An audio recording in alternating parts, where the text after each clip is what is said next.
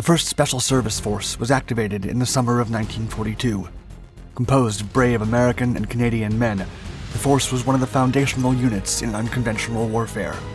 Its members were forest rangers, lumberjacks, hunters, and woodsmen, and they were trained for every sort of battle in any kind of climate. Also known as the Devil's Brigade, they formed one of the most extraordinary commando units, ruthless to anyone who dared stand in their way.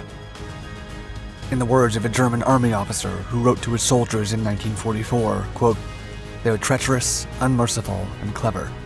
You cannot afford to relax."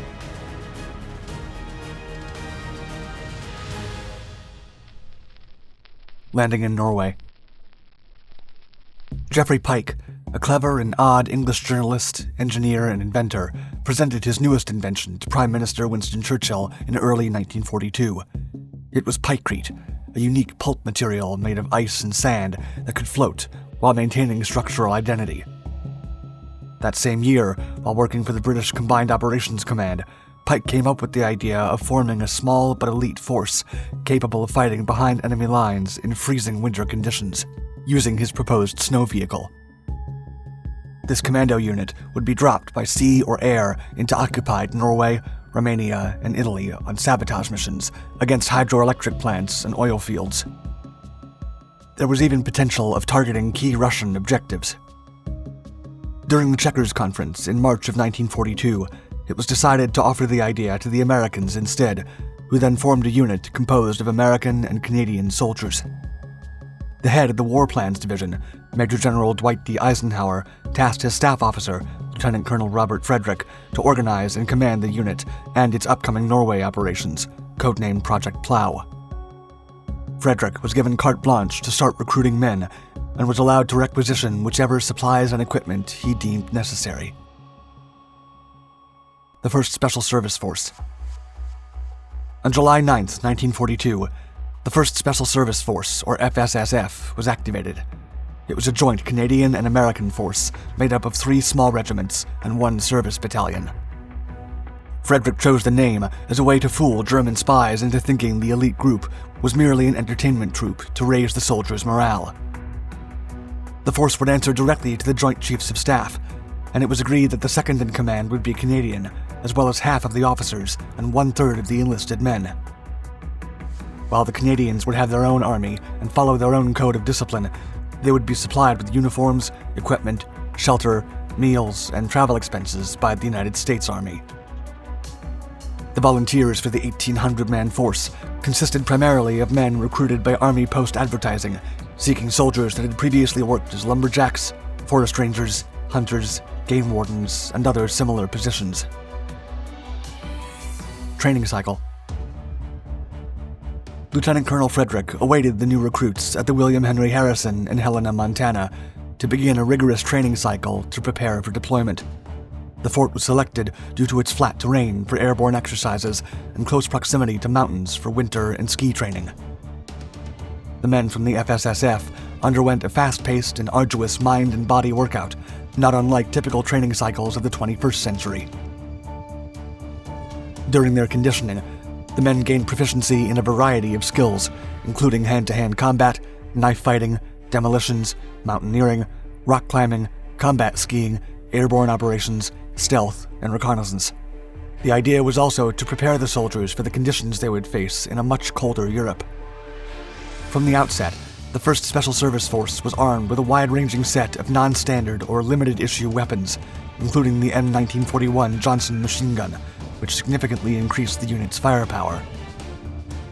For his part, Frederick took part in the design of a new fighting knife made exclusively for his men.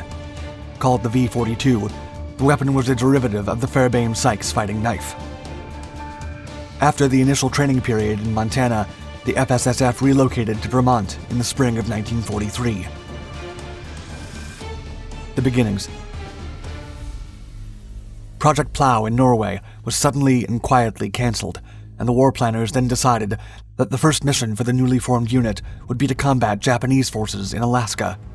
However, once the men arrived in August of 1943, they discovered the island had recently been evacuated by the enemy. As such, the group returned to their camp. In October, Lieutenant General Mark W. Clark, commander of the U.S. Fifth Army, ordered the 1st Special Service Force to be sent to Italy. After arriving in Casablanca 1 month later, the men quickly moved to the Italian front and joined the U.S. 36th Infantry Division. At Monte la Difensa, a pivotal hill for the Fifth Army's advance into Cassino, the FSSF was finally able to demonstrate the value of its men's unique skills and training. From December 3rd to 6th, the men were able to take impenetrable objectives when no one else could. During the cold of winter, the 1st Special Service Force wiped out a vital strategic enemy defensive position where other Allied forces had already suffered many casualties in futile attempts to take it over.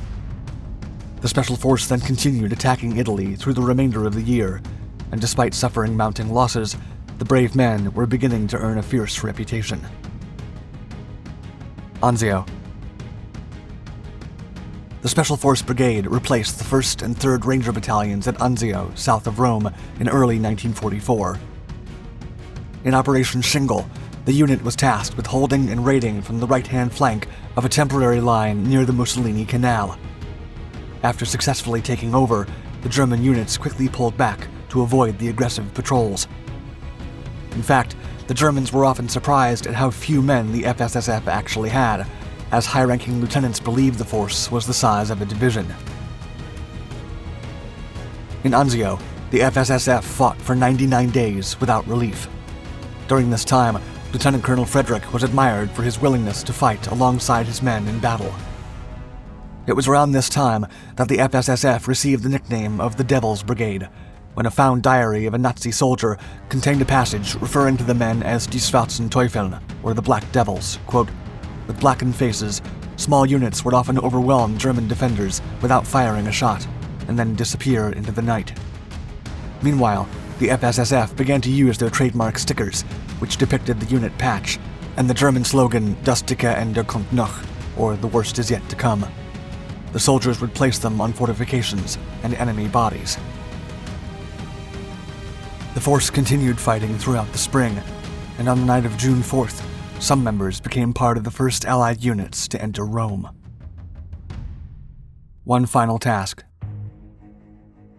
In August of 1944, Frederick, who had commanded the force since its beginnings, left when he was promoted to Major General and tasked with commanding the 1st Airborne Task Force. He was succeeded by Colonel Edwin Walker.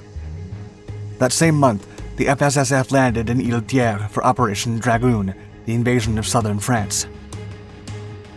During the Battle of Port Creux, the men took the 5 forts on the islands back from the German army. On December 5th, the unique elite military unit that never failed to achieve its ambitious objectives was disbanded in a field near Villeneuve-Loubet.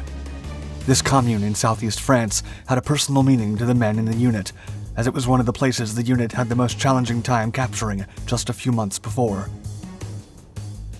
On that day, the American commander held a parade to honor the unit, and as the ceremony neared its end, the Canadian elements were dismissed and celebrated by the Americans. The Devil's Brigade. During their active service, the 1,800-man unit accounted for over 12,000 German casualties, captured 7,000 prisoners, and had an attrition rate of over 600%. Throughout their 2.5-year service, many members of the Devil's Brigade were honored for brave acts of valor. One of them was United States soldier Wendell C. Johnson, who risked his life to save a fellow Black Devil by walking into a minefield area and taking his comrade to safety. When his superiors tried to give him a medal for his act of heroism, Johnson declined, saying, quote, "Give it to the man who lost his leg." After the disbandment of the elite force, similar troop formations in both the United States and Canada can trace their heritage to this unit. In the 1950s, Colonel Aaron Bank created another elite unit using training, strategies, and lessons learned from the Devil's Brigade's missions. Later, this force evolved into specialized forces such as the Green Berets, Delta Force, and Navy SEALs, and the highly secretive Canadian JTF-2 military unit had similar features as well. Similar to World War II, the American Delta Force members were joined by Canadian JTF-2 members in 2001 on a special assignment during the invasion of Afghanistan. Thank you for watching my video. If you enjoyed it, please give us a thumbs up and share it with someone else who might like it. And for more exciting military and historical content from modern times, check out all of our Dark Documentaries channels, where we publish regularly. Also, don't forget to hit the bell icon to be notified of our newest videos.